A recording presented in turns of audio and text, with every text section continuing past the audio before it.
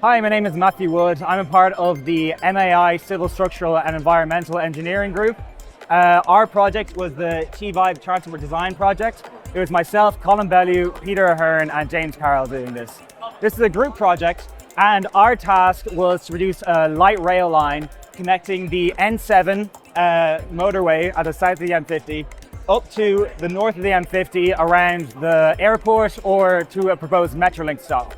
So to do this as well, our key criteria for solving this issue was offering drivers from the M50 an alternate from driving by public transport and to offer modal interchange with existing public transport and future planned public transport routes, and as well serving key trip attractor and generators along the route.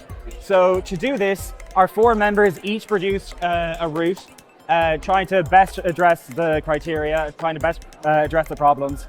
And to do this, we had to have a baseline assessment of the area, identifying where the highest population densities were, where the employment densities were, where there was constraints such as Liffey Valley, addressing all these problems around the route. We then, option development involved each of us having our routes, and we then went through a multi-criteria analysis to identify an emergent preferred route, which is this one in the middle here. Phase 2 of our project was to go through the preliminary design phase. So this involved a detailed design of the detailed alignments, our detailed runtime calculations, a fleet design, so what is the exact number of vehicles that we would have need to serve the population, as well as track design, station design, and a depot schematic.